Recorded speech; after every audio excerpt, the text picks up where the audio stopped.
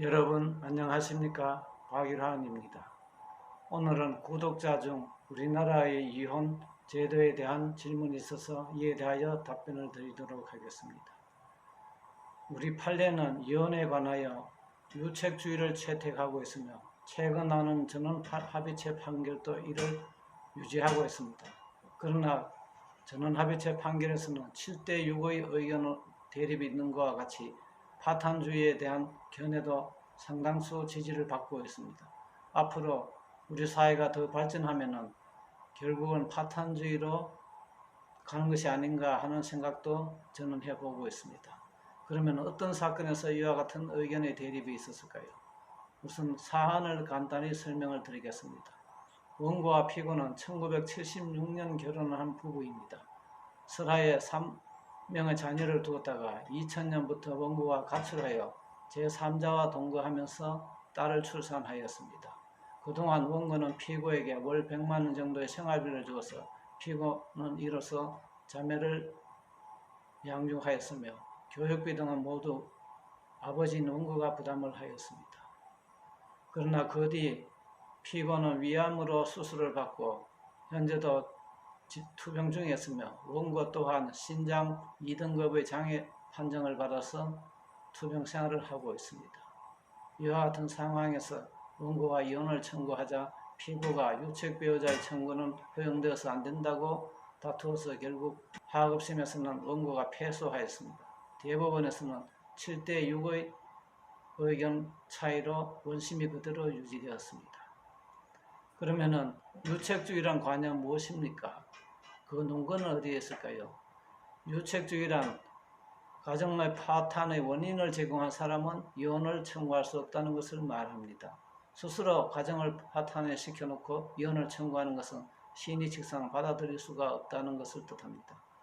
또 아직까지 여성의 사회적 지위가 열악한데 이와 같은 파탄주의를 도입하면 축출 이혼이 횡행할 우려가 있고 사회적으로 중혼이 만연할 우려가 있다는 것도 그 배후에 깔려 있습니다. 또 우리나라는 협의이혼 제도가 있기 때문에 굳이 파탄주의를 채택하지 않더라도 스스로 책임 있는 자는 상대방을 설득하여 상대방에 대한 배려를 한 후 이혼을 할 길도 열려 있다는 점을 들고 있습니다. 외국에서 파탄주의를 채택하는 나라에서는 대부분 협의이혼 제도를 인정하지 않고 있기 때문에 재판상 이혼의 경우에 유책주의를 관철하기가 어렵다는 점을 들고 있습니다. 그런데 파탄주의가 최근에 많이 지지를 받고 있는 이유는 어디에 있을까요? 우선 우리나라의 여성의 지위가 많이 향상되었다는 점을 들고 있습니다. 또 제도적으로 여러 가지로 안정적인 제도가 마련된 점도 들고 있습니다.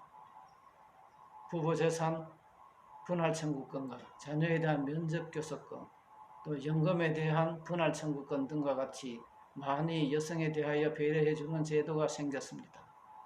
또 우리 사회에서 여성의 지위가 옛날과는 비교가 되지 않을 정도로 많이 올라가서 이제는 남아선호 사상을 찾아보기도 어려울 정도로 사회가 변화하였습니다.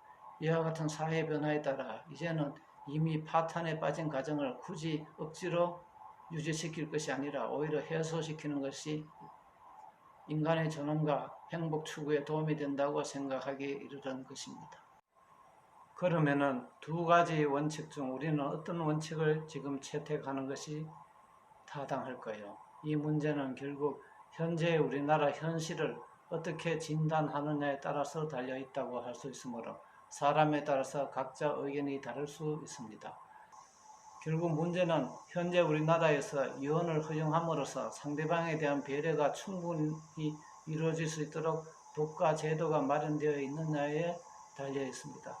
지금까지 이루어진 제도만으로도 상당히 배려가 되었다고 본다면 파탄주의로 갈 수가 있고 아직까지는 부족하다고 본다면 파탄주의로 갈 수 없을 것 같습니다.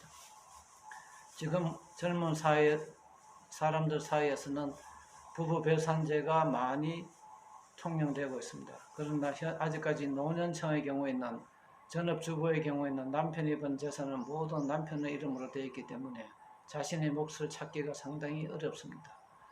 그렇기 때문에 아직까지 파탄주의를 채택하더라도 이와 같은 사람에 대한 배려를 우리는 하여 있지 않아야 할 것 같습니다.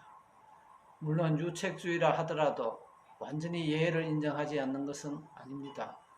오로지 상대방에게 고통을 줄 목적만으로 이혼을 거부하는 경우에는 유책 배우자를 하더라도 이혼을 청구할 수 있다는 판례가 이미 있었습니다.